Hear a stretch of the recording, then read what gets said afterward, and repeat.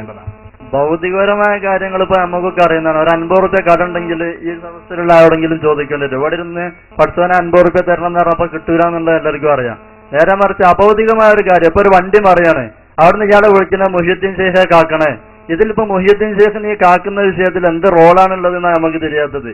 നിങ്ങൾ അഭൗതികമായ കാര്യങ്ങളിൽ മഹാന്മാരോട് ചോദിക്കാൻ പറ്റൂല എന്ന് ഞങ്ങൾ പറയുന്നത് അഭൗതികമായ കാര്യങ്ങൾ ചോദിക്കാൻ പറ്റൂല. നിങ്ങൾ പറ്റുമെന്ന് പറയുന്നുണ്ടെങ്കിൽ ഈ മുഹ്യിദ്ദീൻ ശേഖിന് കാക്കുന്ന വിഷയത്തിൽ എന്ത് റോളാണുള്ളത് നമുക്ക് തിരിയേണ്ട ഒരു ആവശ്യമുണ്ടല്ലോ.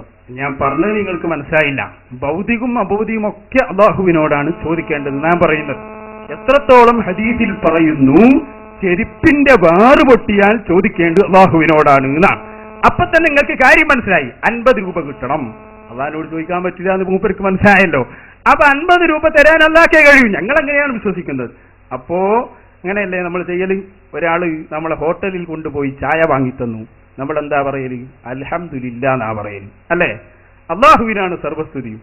ഒരു അബൂബക്കർ കാക്ക ചായ വാങ്ങിത്തന്നാൽ അൽഹംദുലില്ലാ അബൂബക്കർ എന്നാരും പറയാറില്ല. ചായ വാങ്ങിത്തന്നത് അദ്ദേഹമാണ്, പക്ഷെ ഹംദ് പറയുന്നത് അള്ളാഹ്ക്കാണ്. ഇതുപോലെ 50 രൂപ ഇയാളോട് ചോദിച്ചിട്ടുണ്ട്, പക്ഷെ തന്നത് അയാളാണ്.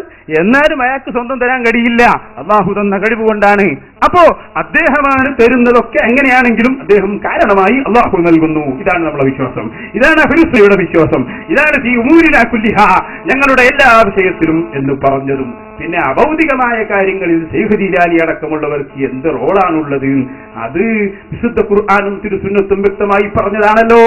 എന്റെ അടിമ എന്നിലേക്ക് അടുത്തു വന്നാൽ ഞാൻ അവന് ഇഷ്ടമുള്ളതൊക്കെ കൊടുക്കും, എല്ലാം അവന് സാധിപ്പിച്ചു കൊടുക്കുമെന്ന് ഹബീബായ മുഹമ്മദുർ റസൂലുള്ളാഹി സല്ലല്ലാഹു അലൈഹി വസല്ലം പറഞ്ഞിട്ടുണ്ട്. അതുകൊണ്ട് തന്നെ അമ്പിയാക്കൾ ഔലിയാക്കൾക്ക് അല്ലാഹു തആല അങ്ങനെ ഒരു കഴിവ് നൽകുമ്പോൾ അവർ കാരണമായി അല്ലാഹു നൽകും എന്ന വിശ്വാസത്തോടെയാണ് നമ്മൾ ചെയ്യുന്നത്.